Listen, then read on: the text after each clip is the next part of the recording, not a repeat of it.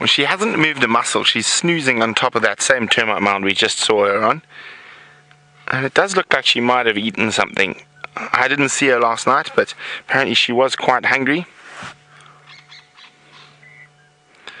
Now I keep hearing a Franklin alarm calling, and I'm wondering whether the cubs aren't around here as well. I wonder. Can you say that? Franklin is very upset, and I doubt it's about Karula. Could also just be a passing slender mongoose.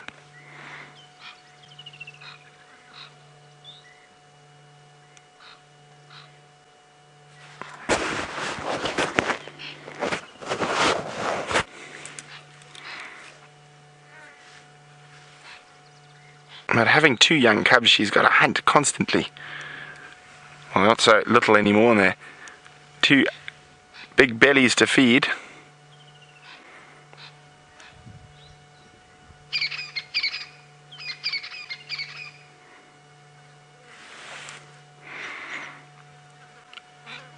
Now, if we come out wide here, you can see exactly where we are in comparison. There's quarantine over there, so we know there's lots of baby impalas in that area. But again, it's going to be quite difficult out on that big open area. She needs to catch them on the edge of the thickets.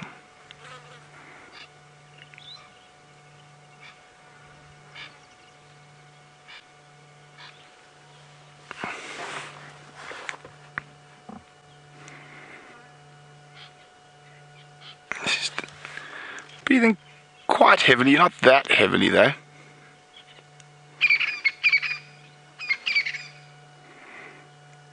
Looks very comfortable on top of that termite mound.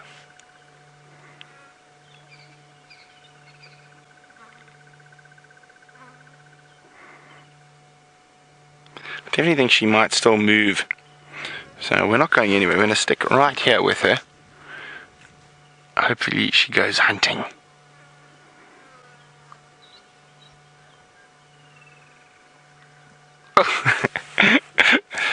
Growling and trying to bite the flies that are biting him.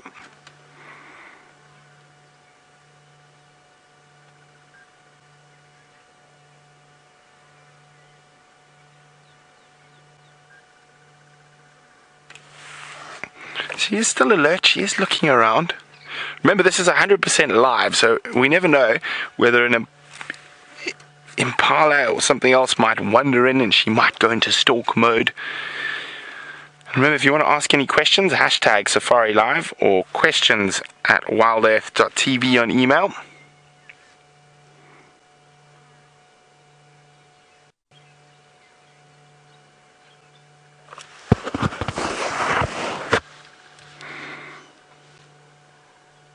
That's still nice and toasty. But as I said, Karula isn't adverse to moving in the heat.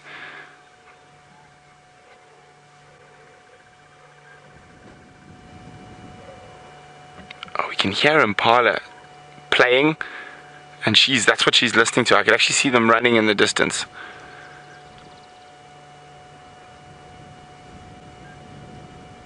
That's where she's watching. Now those impala are far away on quarantine.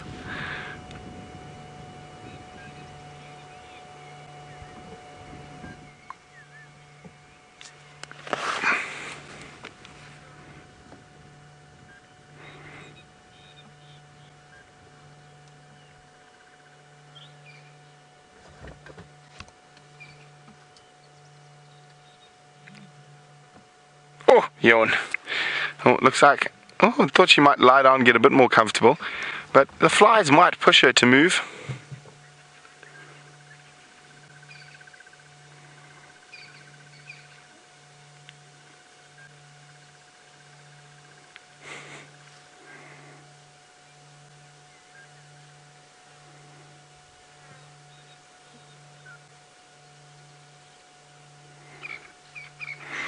So wonderful.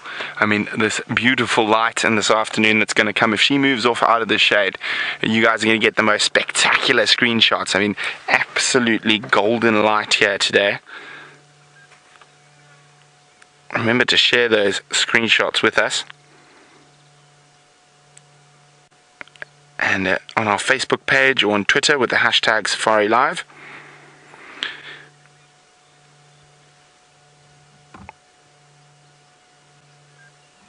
What's that on her neck there, Let me see that. Oh, no, I think it's just a burr. A little bit higher. What is that? Something just stuck to her. Oh, yes, it's a burr.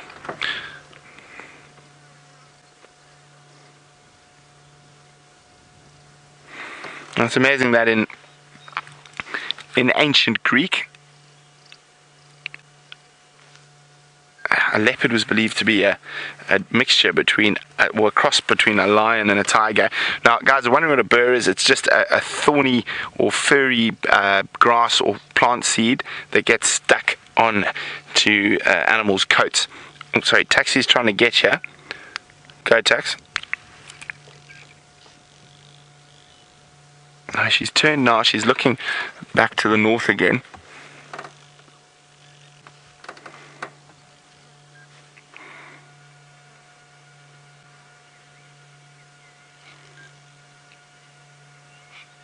Now, those Franklin are still making an alarm call. I wonder if she doesn't have a kill close to here and she's just taking a time out from the cubs.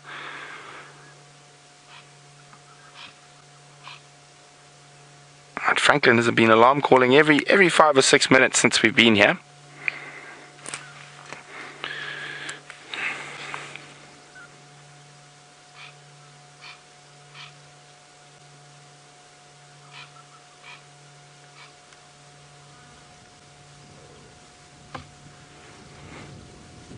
And strange enough, leopards were one of the first animals to be classified under the Linnaeus system, under the modern system of biological classification, in 1758. But it's changed a bit since then. All leopards and lions and all cats in those days were all felis, and until they discovered the difference in the hyoid apparatus and other things, and then the bigger cats became panthera, and the others went to felis.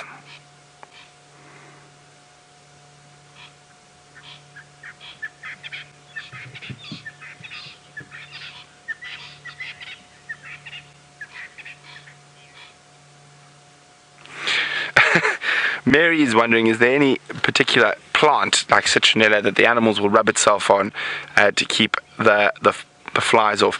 No, Mary, not that I know of. I've never seen them show that type of behavior ever, I'm afraid. No, unfortunately, don't know about that type of stuff.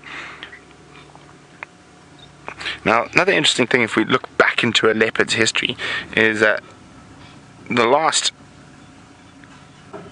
common ancestor for all the current big cats was, if I remember correctly, about 6.7 million years ago. No, I think that was too long.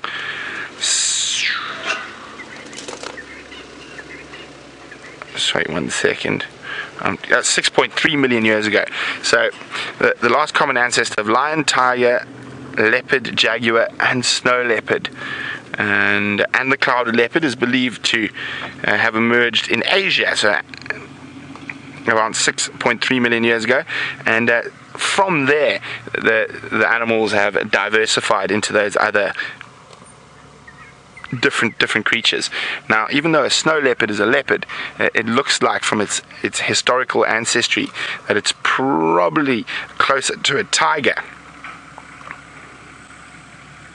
And out of the Panthera lineage, out of the ones we know, sort of lion and leopard, a leopard came into being probably quite a bit before lions did.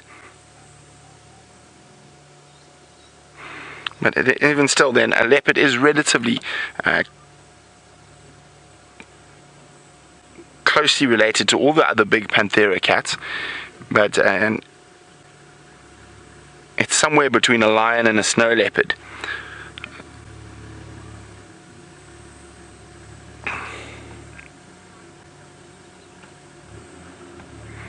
So the earliest thinking of when a leopard evolved in Africa in its current form, like we're looking at now, is about 825,000 years ago.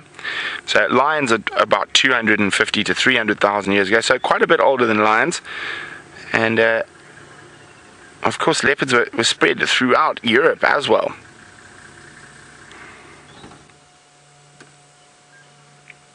And they survived till about 25,000 years ago through a lot of Europe.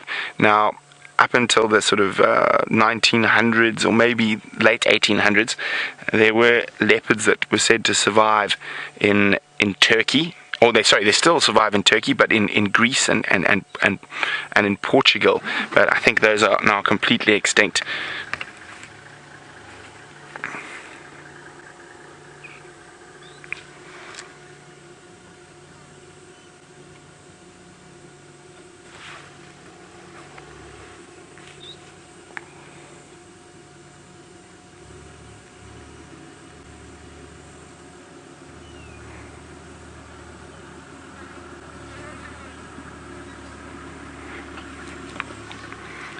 Now, leopard densities and territories are sort of quite a very interesting thing that's always in flux, and it changes from time to time.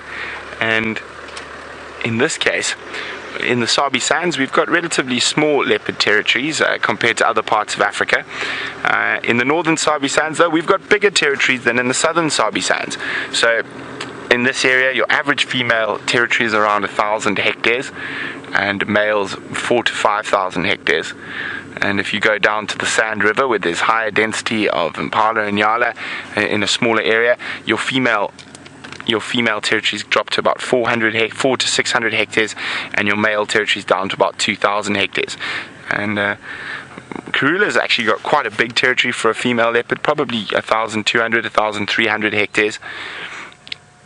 But if we take, for example, Kalahari leopards or Cape leopards, their territories are massive in comparison. So one Cape leopard that lives up in the Cedarburg Mountains, who was collared, his territory is estimated to be 250,000 hectares. So what's that? 4 times the size of the whole Sabi Sands.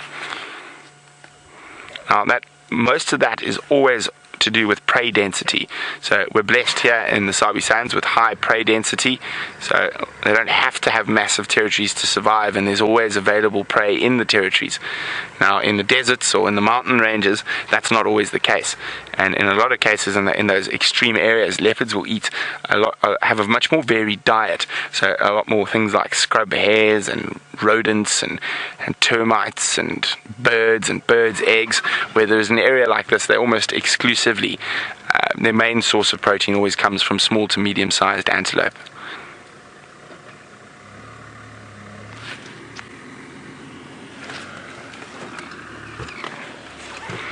Now I'm hoping Queen Karula does head off hunting at some point.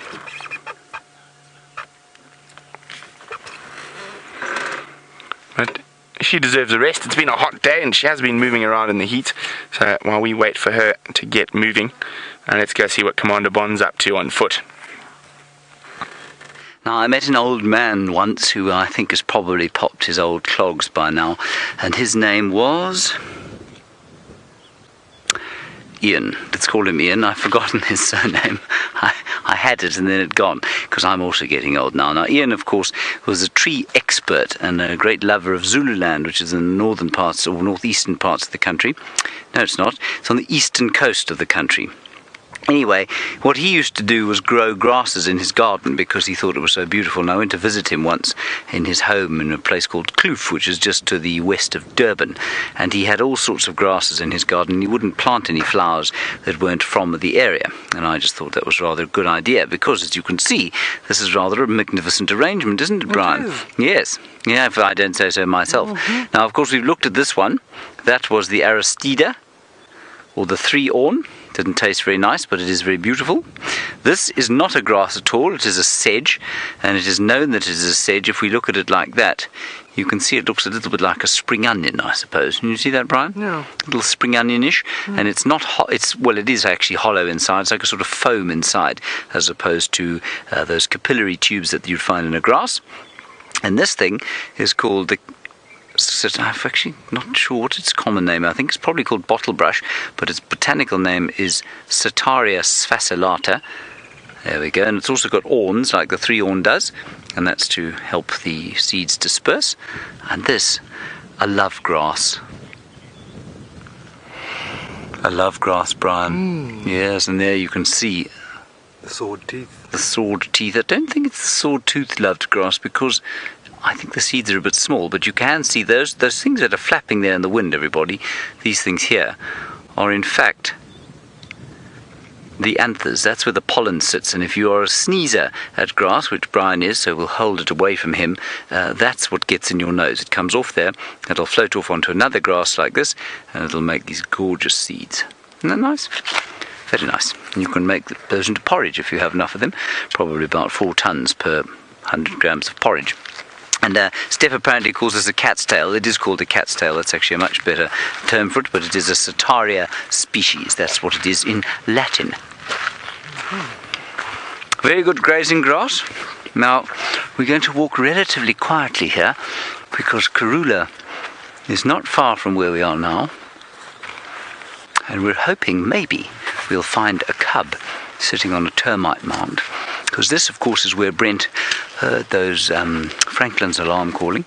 And when we came through here originally, when we heard that kudu alarming also around here, we thought we heard some Franklins also around this area. So maybe we'll be lucky with the small spots of little Hosanna or little Shongile. Now, I thought it was a rather clever question. While we just walk very slowly and gently up this road, looking into the trees and on the termite mounds and in the shadows of the trees, one of the kids today said, why is it that the male lion is known as the king of the jungle and the female lion is not known as the queen of the jungle? I thought that was a really perceptive question, and an interesting one when we think about how we have named our leopards and our lions. And of course it is unfortunately probably because we live in what we call a patriarchy, where certainly in this country there's a sort of very patriarchal society. So I thought that was a most clever question from that little kid, who clearly isn't imbued with that social sense of patriarchy, and let's hope that that maintains. Brian, there's a hornbill flying by. Do you see it?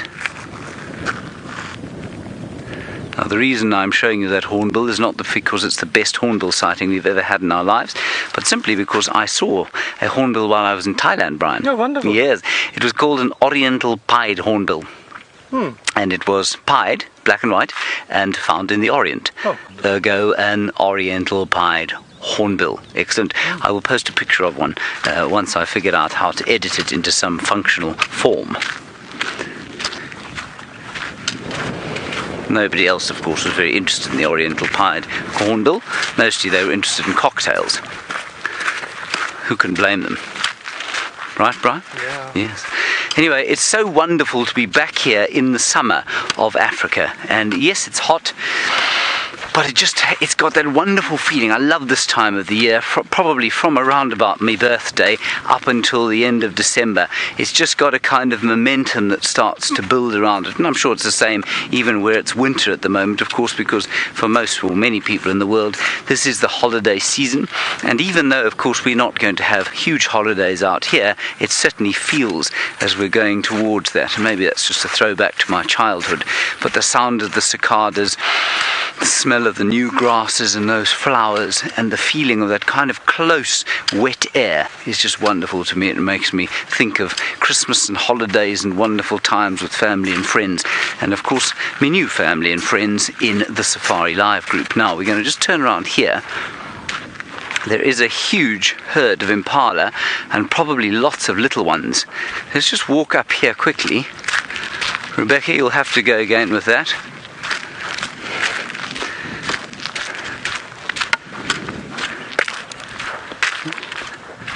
Just walk. We're going to walk relatively quickly up here, everybody, simply because I haven't seen an impala lamb with you. I know you've seen many of them, and Brian and I saw 2 as we drove in today.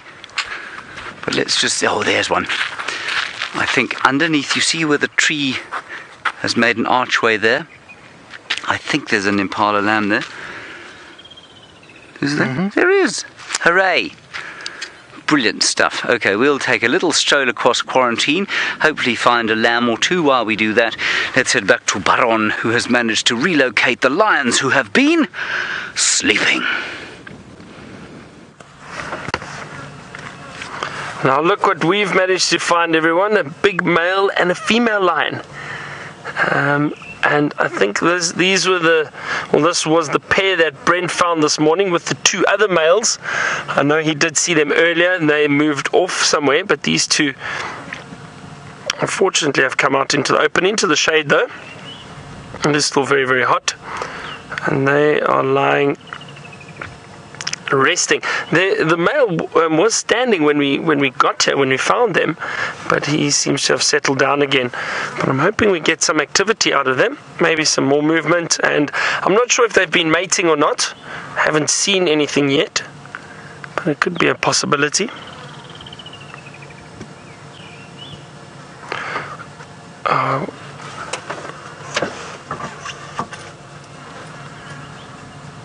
I see something interesting running around, and it's quite quick, but usually you don't see them on the ground running around. Let's just see if Jean can get it.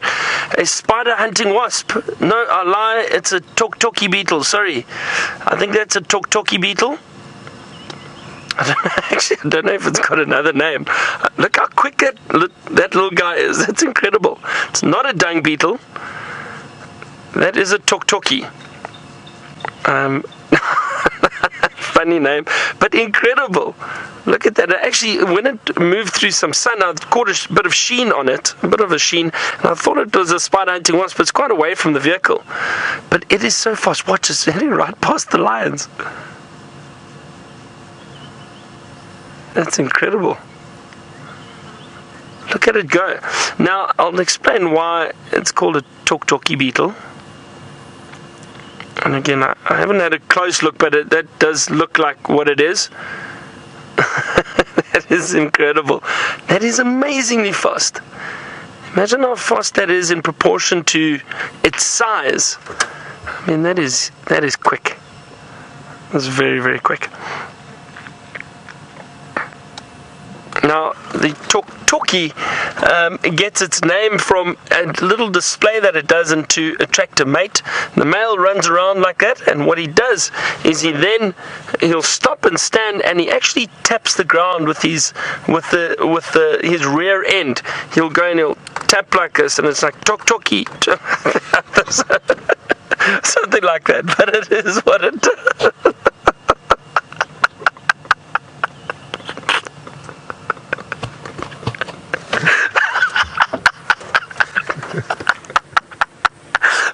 Sorry, mate. I promise. That is what it does. And I think that's where it gets the name TokToki. Luckily, we're watching lions now.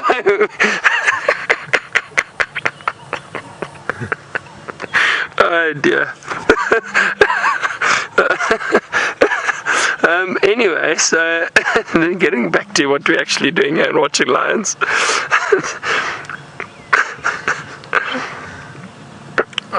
Alright, while we sit with these lions, James has found the bird he's been looking for all day. Let's have a look at it.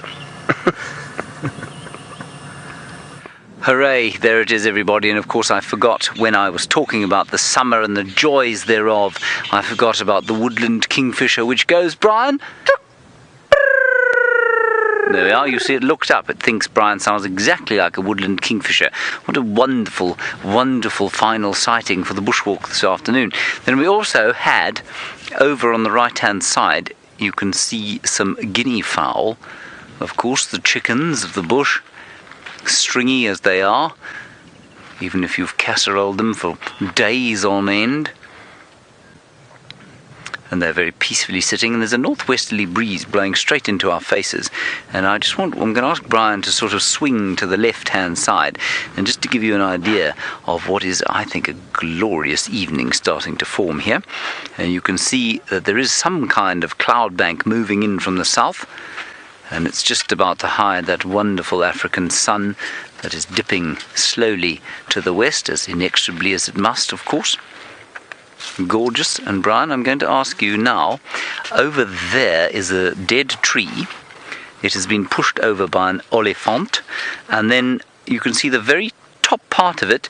Just to the left of that, there's a grey-headed sparrow, I think, sitting on the edge there, and I bet that grey-headed sparrow has got a nest in there, and I suspect that the grey-headed sparrow will sit in that tree until it's time to go down into his nest, where he will probably have a drink with his wife, shoot the breeze about how the day was, and check on the eggs that are no doubt incubating in the middle of that tree.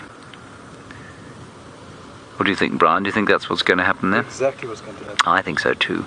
Now that, of course, is the first bird we're going to hear tomorrow morning, going chip, chip, chip, chip, chip, just before the crested francolin gets in on the act with his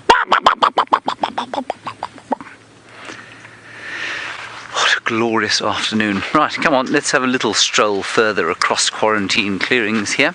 See what else we can find.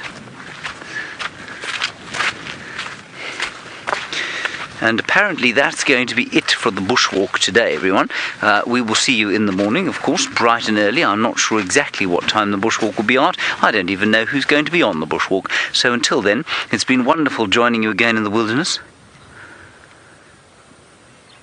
with Brian and his thumb. And we will talk to you tomorrow, probably from the vehicle, but who knows. Until then, stay safe and happy, and we'll hand you back over to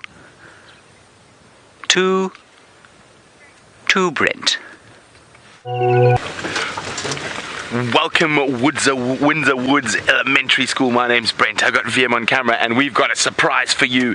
It is our favorite female leopard. Her name is Karula, and she's on the hunt. Look at that. Isn't she absolutely beautiful? Now, she's hunting for small to medium-sized antelope. Moving through the bush, moving from termite mound to termite mound, using it to, oopsie, sorry about my head, to get a good view up ahead. There's lots of impala and other animals in this area, so she's definitely on the hunt. She's got 2 babies to feed that are about 10 months old, and they eat a lot. Probably just like you guys do at home, and she's out. She's got to work a bit harder. She can't just stop down to the grocery store to pick up some food. She's got to go catch it.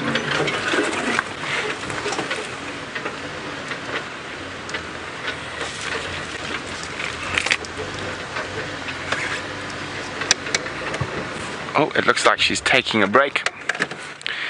Now, leopards like to lie on these big termite mounds, and it's a good spot where she can see. It gives her a bit of height to see all around her, to see if there's any potential meals about, or if there's any potential danger about, like lions.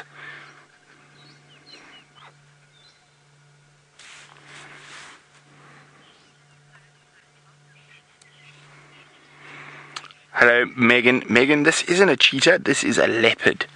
And you can see its cheetah has single spots, whereas a leopard has rosettes. You can see multiple spots making up sort of circles. And this is a leopard, not a cheetah. And their fur on their bellies is quite soft. The rest of their fur is quite soft. Quite coarse. So it's got to be tough to protect them from all the thorns and trees and bushes that are out here.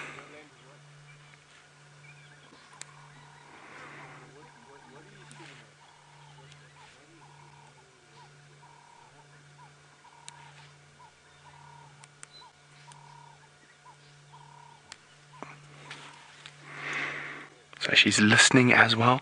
She's trying to hear if there's any animals around. And it's very hot today. It's been close to 100 degrees Fahrenheit.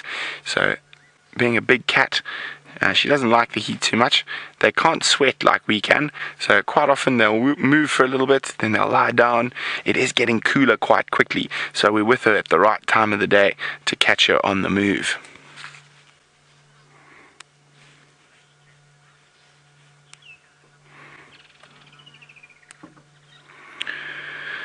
Hi, Rocky.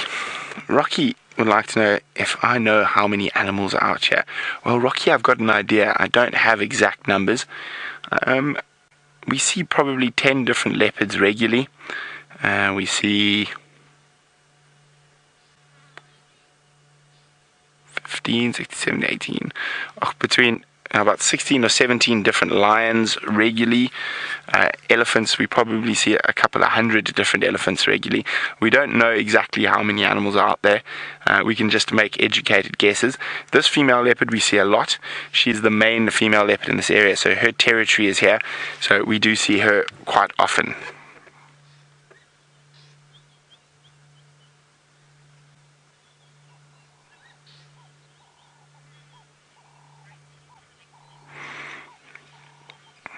So we're going to wait here with this leopard to see what it does next. But I'm not the only one out here showing you the African bush. And this female leopard is not the only creature here. So let's go see what Byron's got.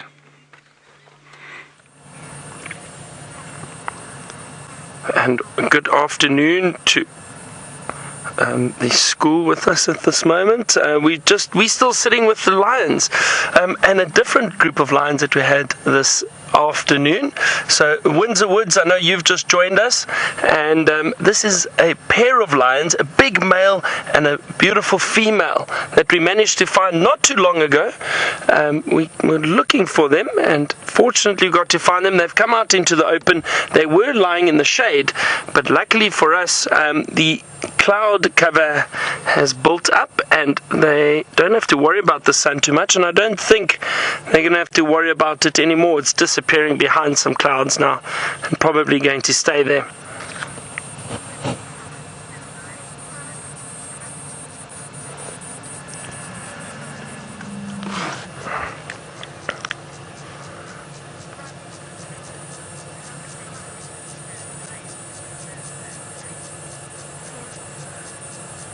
So, Lance, you've asked a question. Now, I think I'm hearing it correctly, that you want to know what happens if the female lion loses her pack. I think that's what the question is. Now, lions are in groups that are called prides of lions. The term pack is actually used for wild dogs and not felines like all the big cats. Now, this lioness hasn't lost her pride. Occasionally what happens is if a male and female are potentially looking to mate, then they will move off away from a pride of lions. And we did see the rest of the family group or the pride earlier on during our safari. We managed to find the rest of them. There's four other females, adult females, and 6 little cubs, but they were lying in a very thick area in some shade and resting. And we actually quite far from where they are, but they will meet up again, Lance. They won't stay away from one another. They will indeed meet up again at some point, probably tonight, we never know, or tomorrow morning. The lions have the ability to cover huge distances, and they will meet up at some point again. They won't stay away or stay apart for very, very long. It's important that they stay together. They rely a lot on the prides. Now, Ryan, you asked how fast a lion can run. So a lion can generally, now we work in meters, but I'll try to work it out for you. A lion can run at about 20 to 22 meters per second if they're charging very, very quickly. So to give you an idea, this distance that we are at, if she got up and ran at us, she would be here within a second, literally a blink of an eye, very, very fast. So they are very fast. If you think of a sprinter, and with the Olympic Games we have Usain Bolt, and he's the fastest man on earth at the moment, holding lots of world records, and he runs 100 meters in about 9.5 seconds. Now a lion and a lioness, for that matter, would probably run 100 meters, so the same distance, in about 4.5 seconds. 4.5 to 5 seconds. So incredibly fast, almost double the speed of the fastest sprinter.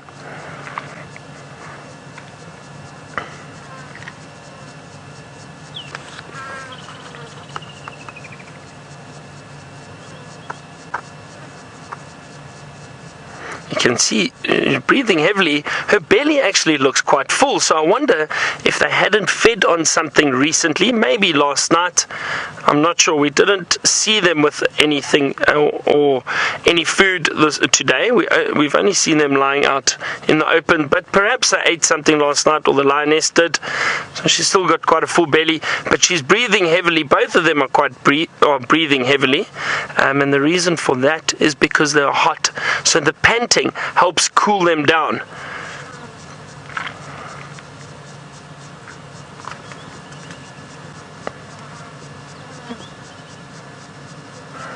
No, the fly is bothering the lioness. Isn't she beautiful? Look at that. Beautiful lioness. But the flies, these little flies buzzing around at the moment, are called biting flies. And they do bite, and it does sting a little bit. Actually, the bite feels quite sore, a little pinch. That's the best way to describe it, I would say, is like a little pinch.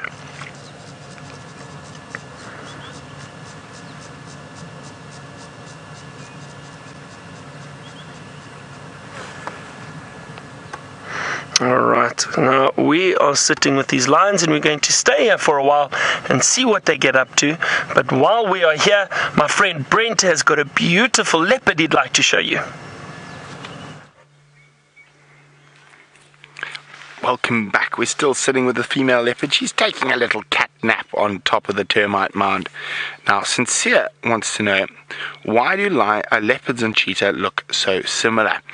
Well, there's a couple of reasons. It's a good camouflage. So spots or rosettes help break up the outline of the animal. But if you look closely, their body shape is quite different. Leopards are stockier, more compact. They actually weigh quite a lot more than a cheetah, even though a cheetah is taller. Cheetahs are skinny and long. Leopards are sort of quite thickly built. And leopards are ambush predators, which means they have to get very close before they can jump on and catch something, whereas a cheetah, with its incredible speed, can run for 100 meters or 200 meters at about 100 kilometers an hour, so very, very fast. Now, Sincere was also wondering, why is it called a leopard? And of course, most animal names come from way back when. And the source of a leopard's name, it comes from the olden days, and from ancient Greek, actually. And it is also from Sanskrit. It's a couple of different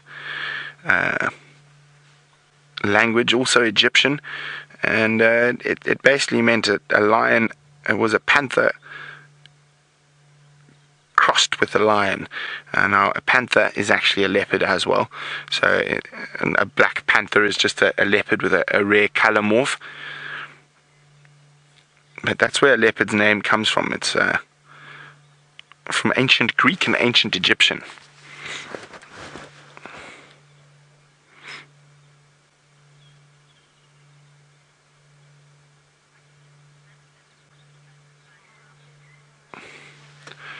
Well, Samantha is wondering, what are all the bugs flying around the leopard's face? So, Samantha, you've just seen those same bugs with Byron, and they are the biting flies called stable flies that are trying to bite the leopard's ears and nose and any area that is slightly less exposed, or more exposed, so where there's not a lot of fur. Those biting flies like to feed off the blood of all sorts of animals, not only leopards and lions, but wildebeest and zebra and impala, but also domestic animals, horses, dogs, sheep, goats.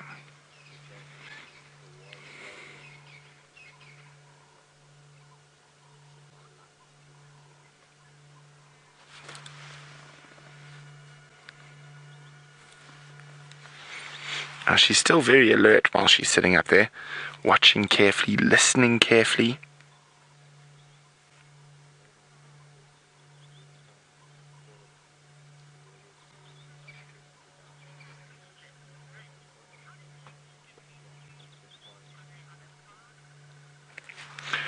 Well, Hi, Bryn. Bryn's wondering, how do leopards get their food? Are they on a farm? Well, Bryn, they are out in the wild, so they've got to catch it for themselves. No one here to feed them. And this is an 8.5 million acre unfenced area that is for the wild animals to live in. And so she's got to try find some food, and then she's got to sneak up to it, and then she's got to jump on top of it and then kill it with her big teeth.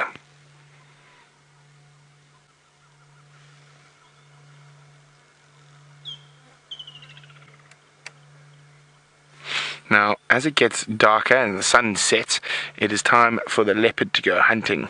So she has been hunting. She's an opportunist. She'll hunt day or night, but it's generally better when it's dark because she's got very good eyesight, about 8 times better than ours in the dark, and so better than the animals she's trying to catch.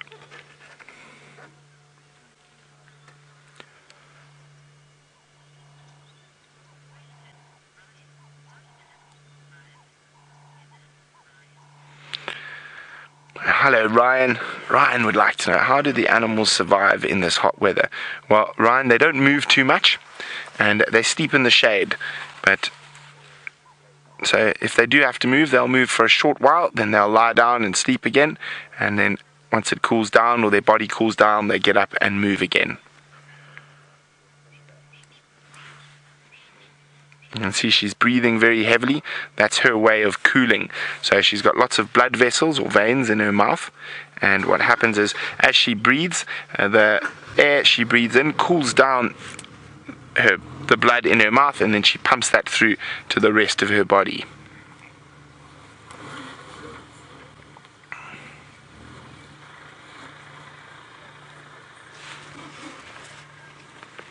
Copy, Andrew. Sorry, I was just on the radio there quickly, talking to Andrew. He's been sitting here with this leopard, but he's gone now. So I'm going to move forward a little bit.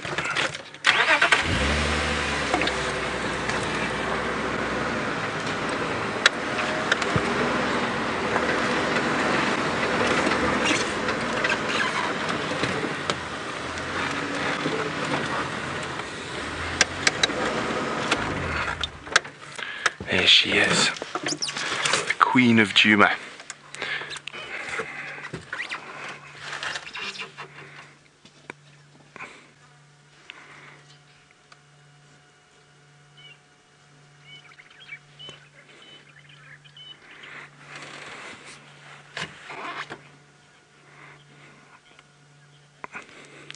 Hi, Megan. Megan's wondering, are the big cats friends?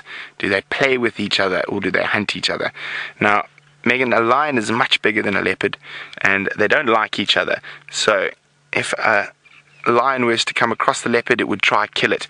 Now, a leopard, if they came across lion babies without a big lion there, the leopard would also try to kill the lion's babies. So they are not friends, they are enemies. They're enemies because they compete for similar food sources.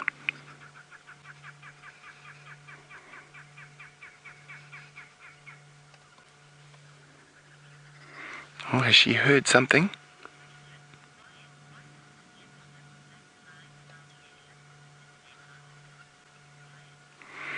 Now, Ryan's wondering, why do these leopards have black lips or black lines? Well, the black bottom lip is actually, that's the color of her skin, Ryan, and that's why it's black.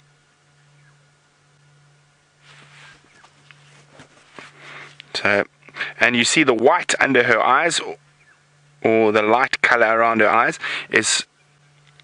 helps her see better in the dark.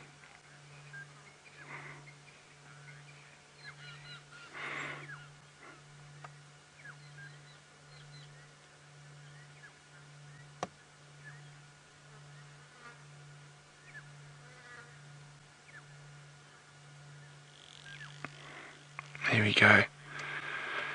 She's very alert now. She's getting ready to go hunting now. Although she has been hunting, this is the best time of the day as it goes into dark and leopards get moving because it's a bit cooler. They're able to move without getting too hot. Alan would like to know, what is a leopard's prey? Well, Alan, leopards eat small to medium-sized antelope. So from things as small as a rabbit or a hare up to things about as big as, I'm trying to think, or a bit bigger than a white-tailed deer. So in this area, a leopard's favorite food is normally the impala, which is a type of antelope. And it's the most numerous antelope we have here. So that's the one they eat the most. Now I'm trying to remember if I've got a picture of an impala for you.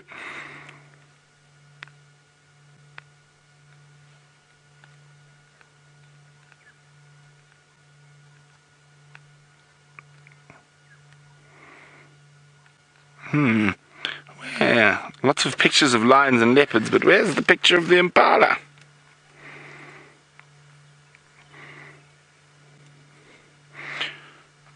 I can't find a picture of impala, but I have a picture of an inyala, which is another thing a leopard eats. Here we go. Oopsie. Oh, I've pushed the wrong button. There it is. So that's an inyala antelope. That's a big male. That would probably only be taken down by a male leopard, not a female leopard. It's a bit big, but that's one of the antelope that a leopard eats. So a bit bigger than a white-tailed deer. Normally things about the same size as a white-tailed deer and smaller is what a leopard prefers to eat. Now we are hoping she is going to get moving shortly. Looking around, listening, trying to figure out where the other animals are, where her dinner is.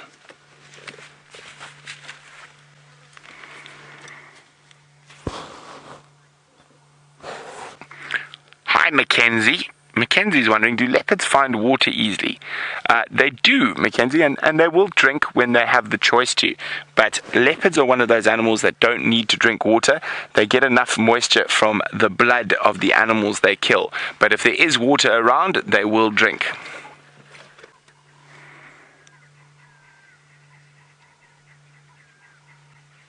You can see those big canine teeth that are used for gripping onto potential prey species. But hopefully she's going to get moving. We're going to sit here, keep an eye on her. While we do that, let's go back to Byron, who's with those gorgeous lions. Now, we're still sitting with these lions. They haven't moved much. It's still very, very hot, and I think that's why they're not interested in moving too much. But now, I know Brent was chatting to you about what leopards like to feed on. Now, let me just show you quickly. This is what the impala feed on. I mean, what the leopards feed on, impala. Brent did mention them to you, and that is the impala antelope, and we've been seeing a lot of them around. There obviously won't be too many around here at the moment because of the lions, but that's what a leopard does prefer feeding on. It's a perfect size for a leopard, but they do feed on a range of animals, not just the impala. Lions will also feed on impala. There's a lot of impala in this area, and it's a good food source for a lot of the predators. Now, you wanted to know why the lions don't move in the heat, and the reason is Chinsia, I think. Sorry, I hope I'm pronouncing it correctly. And you wanted to know why the lions don't. Or Cynthia, you wanted to know why the lions don't move in the heat, and the reason for that is because they conserve the energy when it's cooler, just like we don't like moving when it's too hot. And they prefer moving when it's much cooler, so they conserve the energy now and they rest in the heat, and then during the course of the evening when the temperature does drop down and it does become cooler, they'll probably move around a lot more.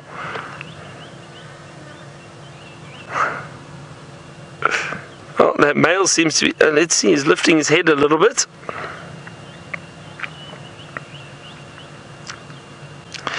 Megan, you wanted to know if that female lion or that mother lion is perhaps pregnant, and is the male protecting her? I don't think so. I'm not sure, Megan, but I don't think so. They've only just met up. So it was, I think, during the course of last night that they met up and they've stayed together.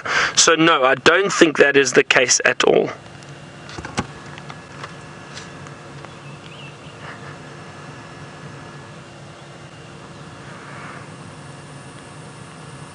See the tail flicking? He's trying to get rid of some of the flies that are sitting on him.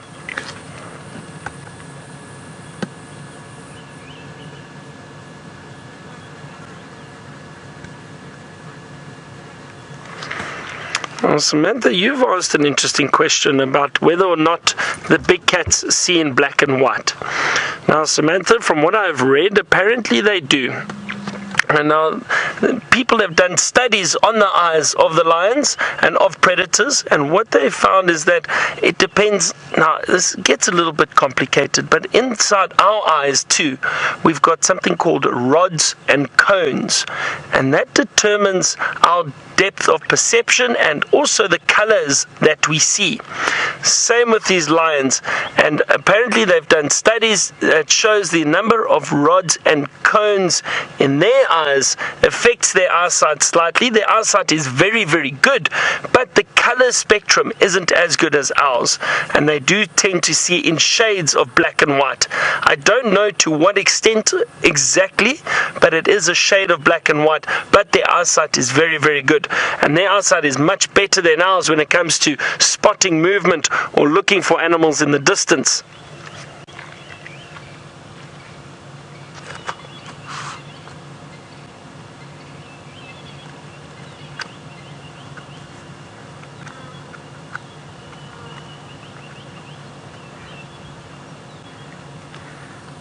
I was hoping this male would turn around and face us. There we go. There's a beautiful face. Oh, look at that. Isn't he magnificent? Those beautiful brown eyes, like a sandy brown. We call that a tawny color almost. That's the color of the lion. It's known as a tawny or sandy brown, golden brown. Now, Ryan, you wanted to know what the flies look like in Africa. Now, Ryan, I can't answer that, and I'll tell you why. Because we've got so many different species of flies. There are many, many different types of flies in Africa, and they all look slightly different. They look pretty similar to some of the flies that you have in America, but some of them are also very, very colorful, and they've got different colors, so it's difficult to say exactly which ones because there are so many different types out here. Just watching this male, at least he's got his head up a little bit. Oh, look, the female's rolling over.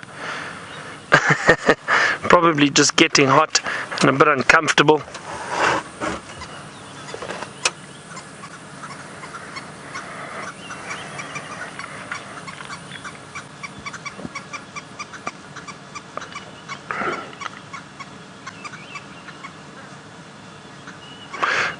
Now we've got some green wood hoopoes, beautiful birds that are calling in the distance, and we might be able to see them.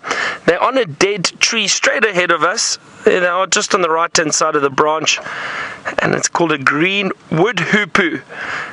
And look at that, a very beautiful bird. The color's a bit difficult to see at the moment because we don't have very good sunlight, but they've got a bright red beak, and you might be able to see it a little bit. And oh, there it goes.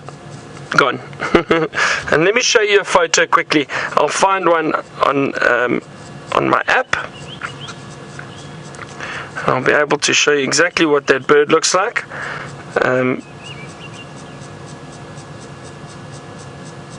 we go.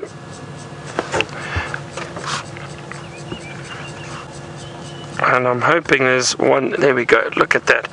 So it was very difficult to actually see the colors, but that's the color if the sun hits it, and you get the beautiful what we call iridescence. Now, it's a big word, the iridescence. It's the shine on the feathers. That beautiful sheen that we get, and you can see that bright red beak. Let me see if there's another picture for you. There we go. That's kind of what we saw. We saw the black and white under the tail and that bright red beak, and there it's catching an insect. So they feed on insects, and they've got a slightly greenish tinge to them, greenish coloration. That's why they're known as the green wood hoopoo. Beautiful birds, and that's what we could hear calling.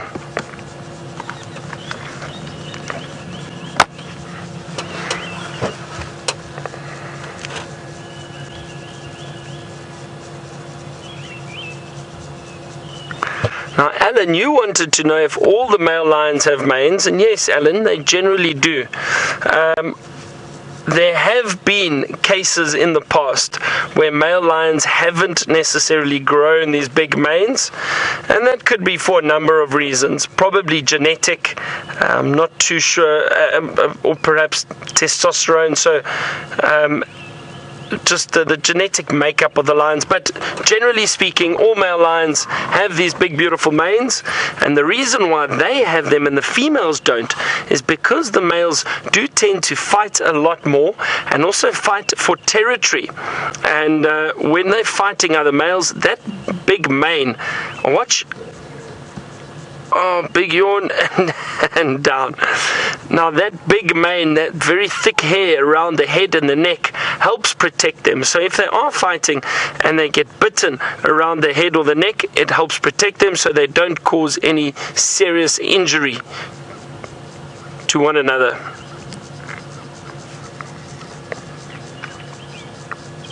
You can actually see the scars on that male lion on the nose from fighting with other lions, probably males or even the females.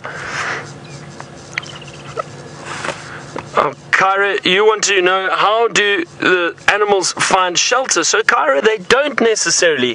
What happens, I mean, some animals do look for homes, and they will move into thickets or under logs, some of the smaller insects and small animals like squirrels and mongoose.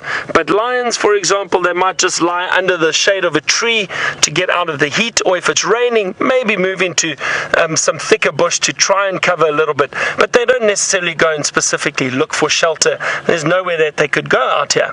But they are adapted to deal with those types of surroundings and the weather change, so the animals are much better suited to be out here than we are. Now, I'm going to sit for a little while longer with these lions, and while I do that, let's head over to Brent, and I think the leopard is moving. So there we go, she's on the move, she's hunting through the woodland, she's walking, stopping, listening, trying to find her dinner, and dinner for her two babies that she's left hidden in a bush somewhere.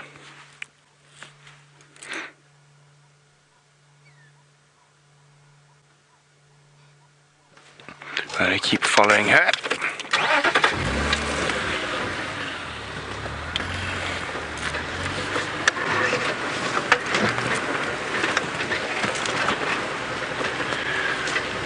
Hi, Mackenzie. Mackenzie's wondering, why don't big cats' eyes look like ours? Well, Mackenzie, because they're designed for a completely different thing. So, of course, they're all designed to see, but a big cat's eyes don't see detail like we do. It sees in various shades of grey and black and white, and her eyes are designed specifically to pick up little bits of movement through the bush, whereas ours, we need to see colour, we need to see detail, so we don't eat the wrong fruit, or we don't eat unripe fruit. So she doesn't need to see in colour, and her eyes are designed to pick up movement of animals, so that's better in black and white when there's less colours to distract her.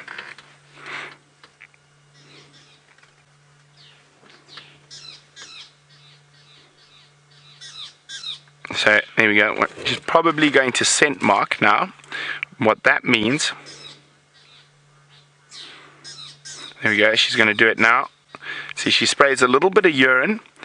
Oh, tired kitty yawning. And then what that does is tells all the other leopards that this is her.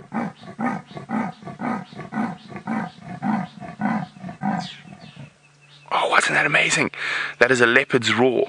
She's doing that with the scent mark. That's to tell all other leopards that this is her territory and they mustn't come here. So it's the equivalent if we had to put up a fence around our property. She marks it with urine and then she calls, saying, "It's mine, it's mine, it's mine, it's mine."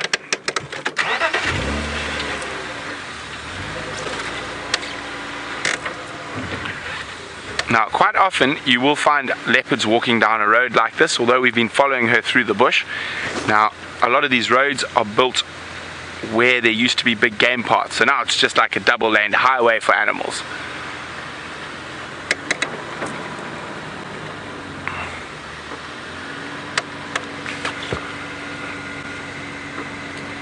go.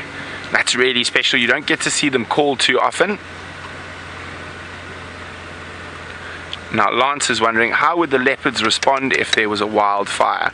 Well, Lance, the leopards would get out of the way. They're very, very quick, and they normally get far away from a wildfire or find a spot where they're safe from it.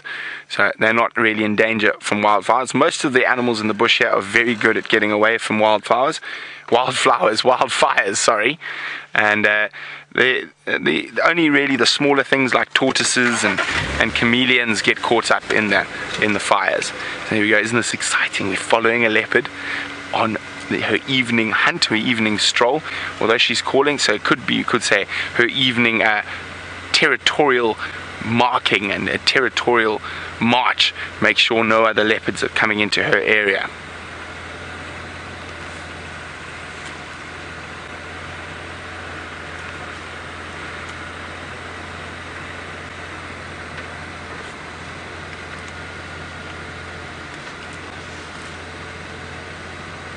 Now, as that leopard walks, you can see its shoulder blades sticking out quite prominently, and Samantha's wondering why, and can you tell me about the shoulder blades? Well, they're very, very supple, Samantha. So her shoulder blades need to have that amount of movement because she can run very fast. She can do about 22 meters per second. She also needs to be very supple to climb trees. So that's why her shoulder blades come out when she walks like that.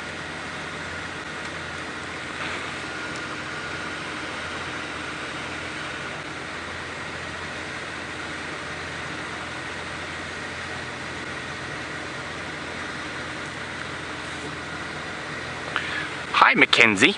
Mackenzie's wondering, do the tails of cats help with anything? Well, you can see there's a white tip to that leopard's tail. That's to help the babies follow her when she's moving through the bush. And also, their tails help with balance.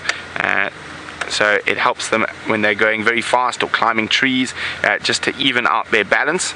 Now, in Cheetah, it's very important. It helps, almost acts as a rudder when they're running very fast to help them not fall over.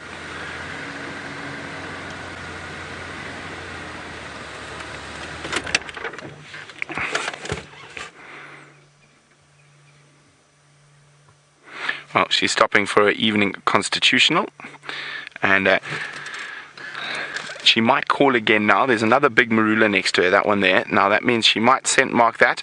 So they generally like to scent mark prominent trees along routes. So there we go. Putting up her fence.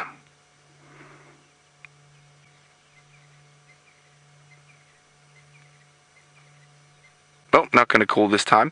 She is heading to an area where there's often a lot of impala, so she might be listening to see if there's a possible meal around the corner.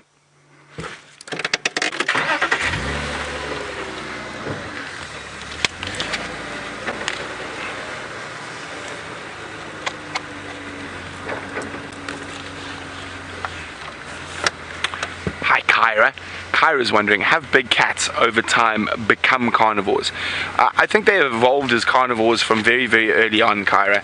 So they've been carnivores for as long as they've been big cats. Now, all different animals have different niches, and they're obviously a carnivore. We're an omnivore, so we eat both.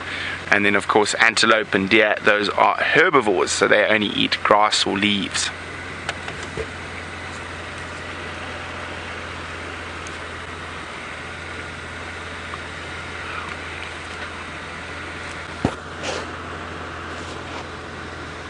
Hi, Samantha. Samantha is wondering, why are the leopard's paws black? Well, it's the same reason their lip is black. It's the color of their skin. And the same reason why your dog's paws are black. It's also probably been hardened and got some dirt on it, which makes it even darker.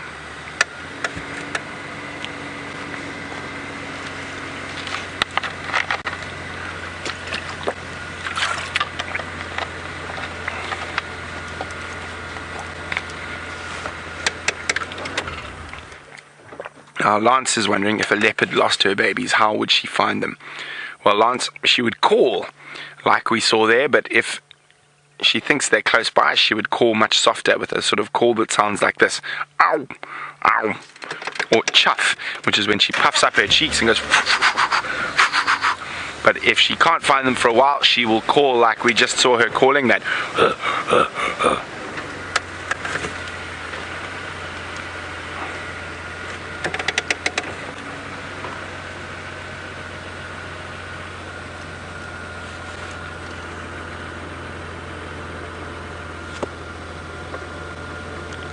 Now, Sincere is wondering, does this leopard know that we're following her in our car? I'm pretty sure she does, Sincere, but she is used to the cars, and if we drive carefully and we don't disturb her, she just completely ignores us. So she carries on doing what she would do even if we weren't here.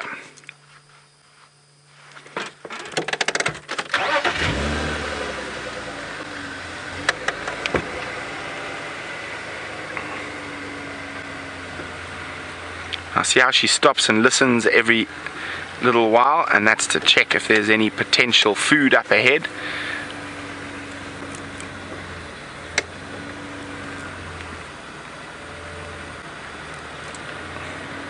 There we go, she's going to put up her fence again.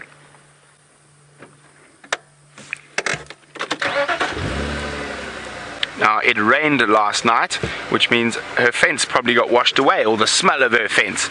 That's why she's walking and scent marking again. Now, the most wonderful thing about a leopard scent mark is that it smells exactly like buttered popcorn. It's a very pleasant smell.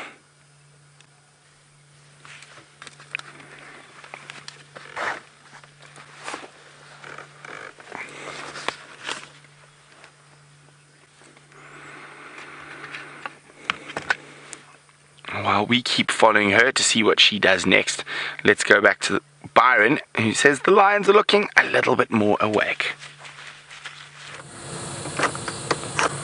And look at this. He's still lying here, not interested in moving. Let's try to put a bit of light on them. There we go. A few yawns, but no real movement just yet. It's still very, very hot, humid and muggy, so I don't think they'd be interested in moving anytime soon. Who knows? Maybe we're lucky and later this evening we might hear them.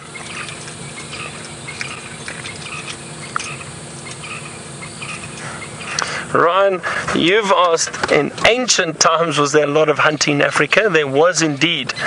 But Ryan, it was different hunting. You know, people that lived in Africa many, many years ago, even 100 years ago, they would have lived in these areas, and to survive they would have had to hunt for food. They wouldn't have hunted unnecessarily. It would only have been to feed the families. And the best example of people like that would be the Bushmen. Now, the Bushmen were found in areas up kind of this, the northern part of South Africa into Botswana and the northwest towards the Kalahari Desert. Now, those Bushmen would specifically hunt and find food out in the bush. They would live off the land, but they were very clever. They were always very respectful of wildlife and of nature, and they would only hunt for what they needed. They would never hunt more, because they felt that if they hunted more, they would kill out the animals that they survived off of. So they're very respectful, and they'd only hunt what they needed. But there was definitely a lot of hunting in this area.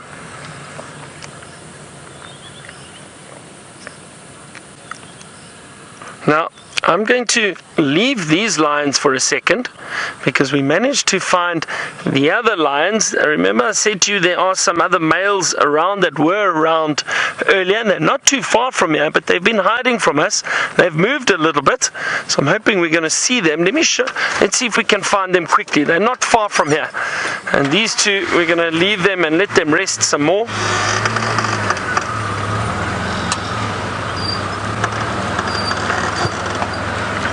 Here we go, and these ones, looks like this male, the one male has got his head up. Let's see, where's the other one? I only see the one now.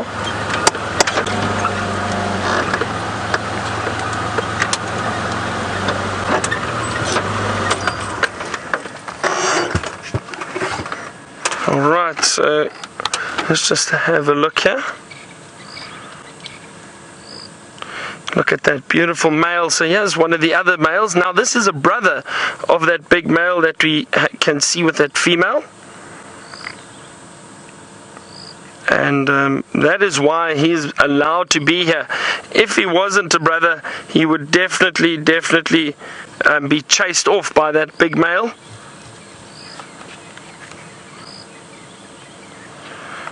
Alright, so goodbye to Windsor Woods Elementary. I hope you've had a wonderful afternoon with us and that you've learned something.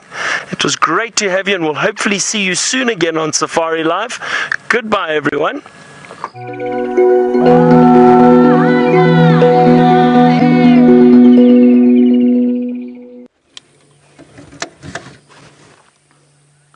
Well, welcome back to everyone. It is really important that we help to educate the future conservationists of the world. So thanks for bearing with us through that. And it is fun for us as well to entertain the kids. We're still with Karula. She is heading now towards the western, or towards vertical access junction with Zoe's road. She's just moved off the road slightly. This is the longest she's walked on a road since I've been following in a while. VM and I were commenting it was quite pleasant not to have to try and maneuver through the bush after her. Oh, sorry, I forgot my hat. And it's very hot. There's not a breath of wind.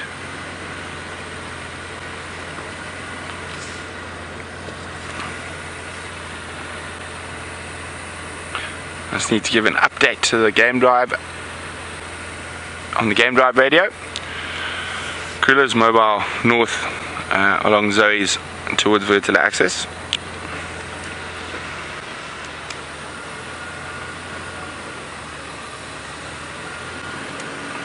Oh, it looks like our...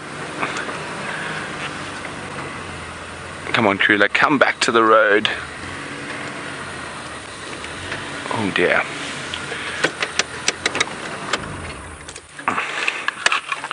I think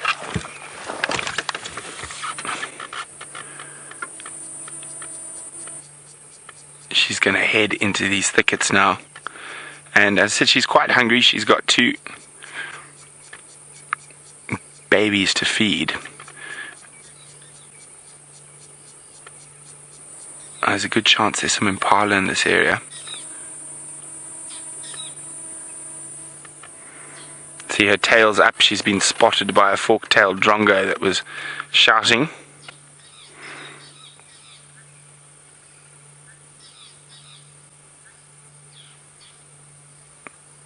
Come back towards the road, Karula.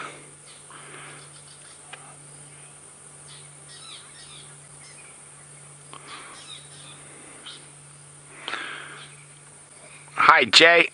Jay's wondering how many subspecies of leopard there are in the world. Well, Jay, that's quite a difficult question. I'm going to have to double check on that for you, but I'm going to have to keep up with her as well.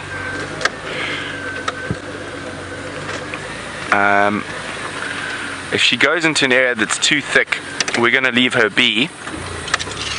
Can still make her out. It's not that far from here towards the power lines. That's why I'm going to stick with her. But if I feel us crashing around might affect her hunt, then I'm just going to let her disappear into the darkness. But at the moment, she's just scent marking prominent spots.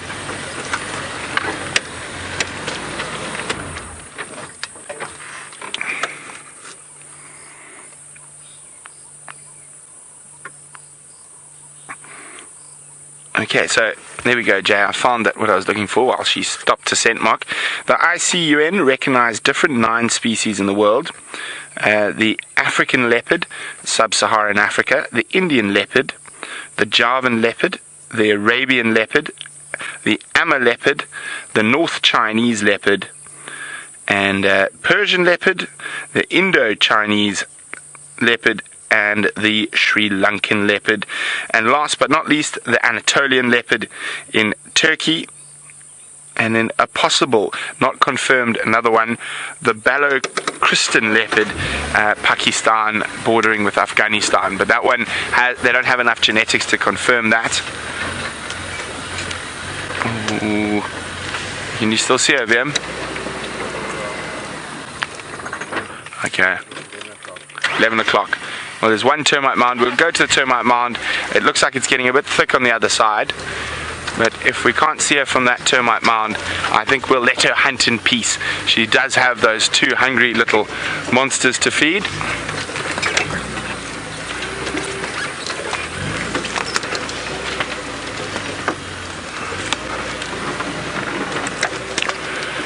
The other option is we could leave her and then try guess where she's going to pop out towards the power lines. That might be an option. Yeah, I know. And here's the termite mound. She's not here. It's getting a little thick, and of course I don't want to interfere in her hunt. I want her to be as successful as possible to feed those two little tykes.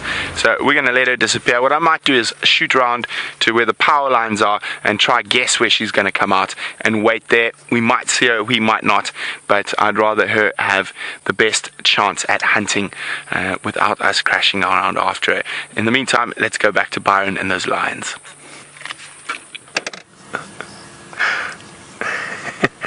Now, these lions have moved slightly, maybe a meter. They just changed positions, but they seem to be getting a bit more active. And let's see, so we had that other male not far off, but he just kind of laying in the drainage line not far from these two, and these two moved again, so I thought let's come back to them and see what they get up to. Now, potentially this male might be wanting to mate with this female, but we haven't seen any mating activity yet, so I'm not sure.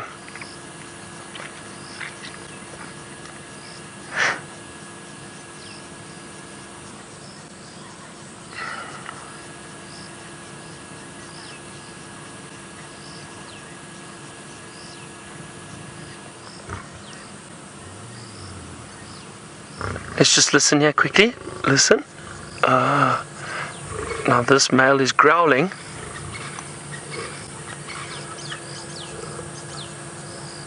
Because the two other males, they're both here. Just having a look. The one is moving behind us, and the other one I can see is actually just in the thicket, just through here. Sorry, Jean-Andre, is lying down there somewhere. There you can get a glimpse of the tail moving. It's a bit difficult, but look, here comes this male behind us. Let's just see what he does.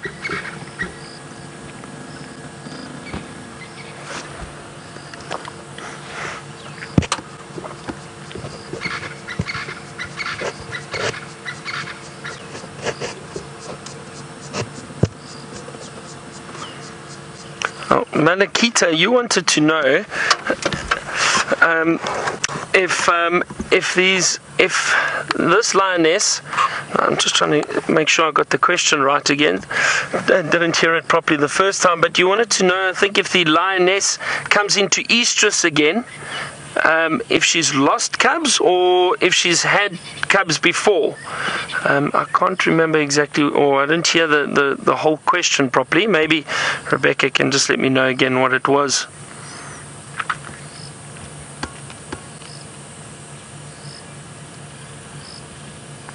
Okay, so Malakita, you wanted to know, will the lioness come into estrus or into season before those cubs leave the pride? Now remember, we've spoken about this a few times before. The cubs don't actually leave the pride. Those young cubs will just grow up and stay within the pride and cause the pride to grow. Mainly the females. The young males at some point will eventually move off, but not the females. They will stay with the pride. Now, usually what happens is these lionesses will wait until those cubs are about a year and a half to 2 years old before they come into estrus again, if she is definitely one of the mothers. I don't think this female is one of the mothers, so she would most likely come into estrus fairly soon if she isn't in estrus already. And I think she may be, because this male seems so interested in this female, and she often gets separated from the pride, and these males are trying to mate with her.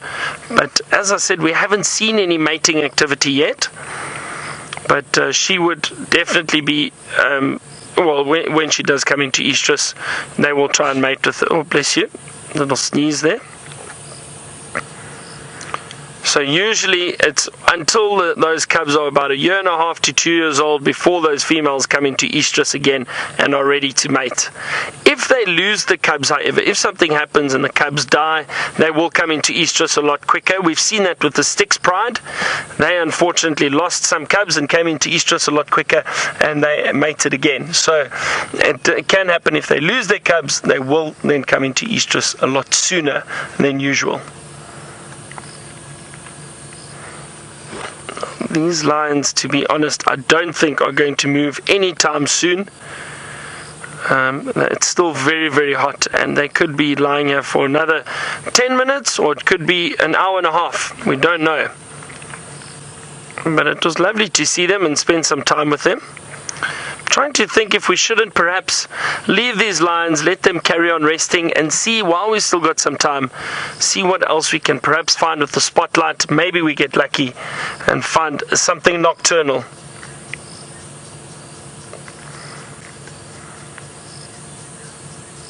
So I think let's do that. We've got a few minutes. Let's just see what else we can find. Maybe we get lucky and what a lovely sighting. I'm glad we got to see these lions, and we seem to be surrounded by lions, and I'll show you what. Hang on. There's a big male lion lying behind me, so this could get interesting. Maybe I'm not going anywhere just yet.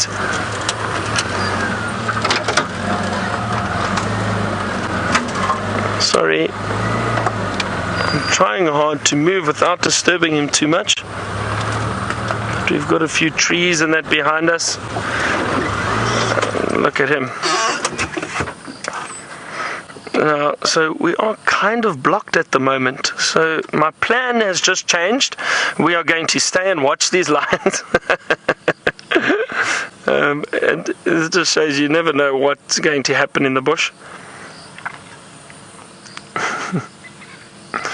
Alright, it sounds like Brent has managed to get out of that thick bush where he followed Karula into. Let's head back to him and see what he's up to. Well, we did, and we left Karula. She's heading further to the west, so I think a good place to start looking for her tomorrow morning will be around Impala Plains, Balanites tree.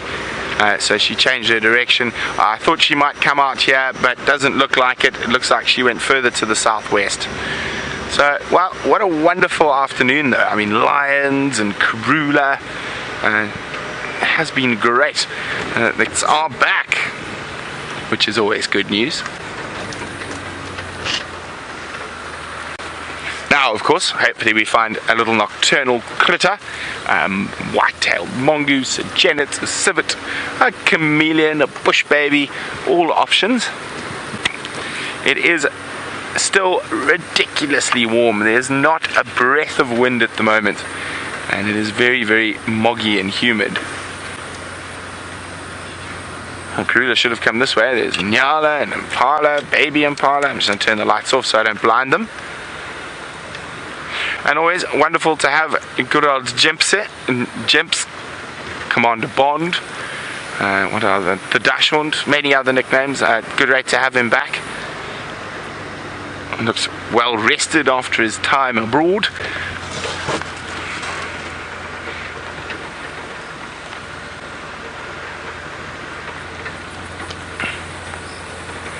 Now we passed the Inyala and Impala.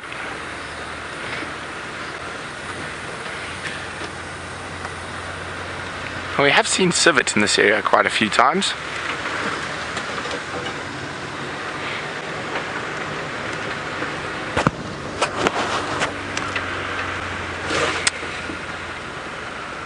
Oh, more baby Impala. Sorry, lights down.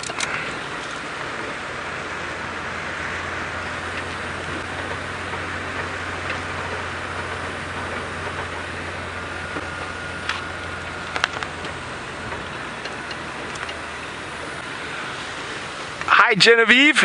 Genevieve says this is her 2-year anniversary at Safari Live. She says thanks very much to the whole team. It really means a lot to her. And she asks in as well. What does my time mean at Safari Live? Well, it's been absolutely fantastic being able to showcase Africa and Africa's nature to a whole host of people that sometimes might never be able to get out here, and it has been incredible. We get to learn with you, and that's the one thing I do enjoy. You never know enough out here in the African bush. Every day is another learning day.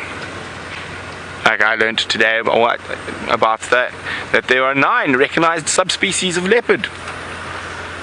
And of course sometimes we tend to get quite insular because we're driving around these areas looking at the African leopard, but there's of course Indian leopards, Amur leopards, Indo-Chinese leopards, Anatolian leopards.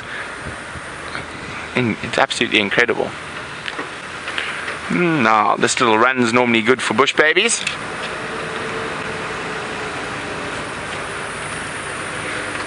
Where are they hiding today?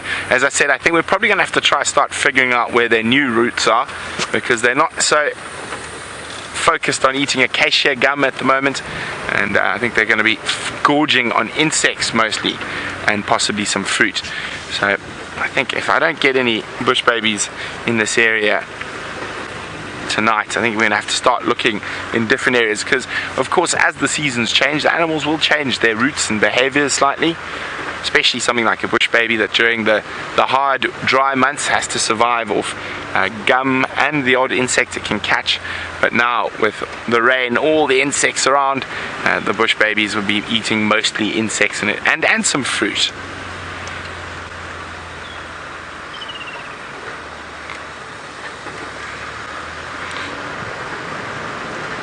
Well, alas, no bush babies here, but it has been wonderful having you on this sweltering sunset safari, and we look forward to doing it all again in a few short hours tomorrow morning. So from VM and myself, goodbye, and we'll see you tomorrow.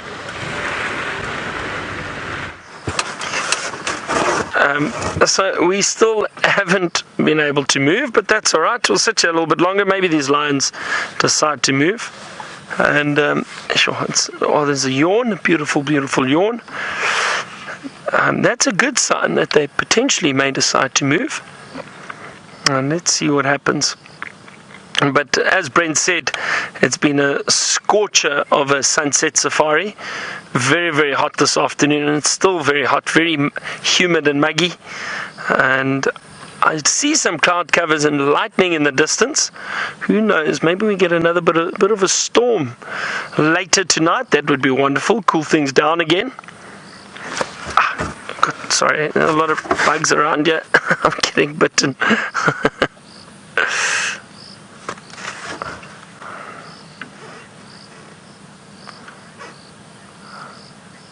Donna Lee, you say this is a Ryan load rock. See, it's time I think I head back to the camp. It's a lion roadblock, you're right, it is. And it's the best roadblock ever, definitely.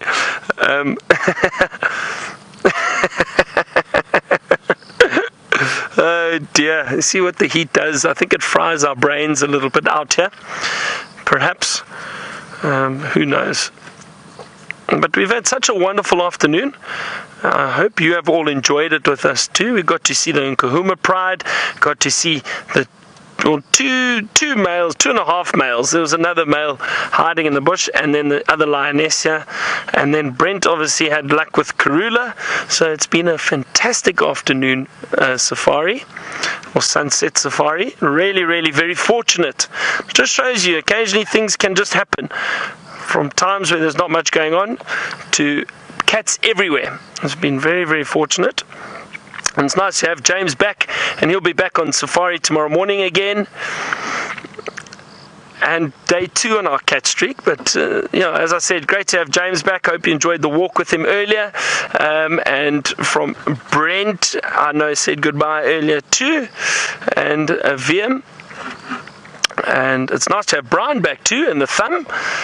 But from myself and from Jean-Andre, who was on camera with me today, thank you for a wonderful afternoon. I hope you've all enjoyed it. Goodbye, good night. Sorry.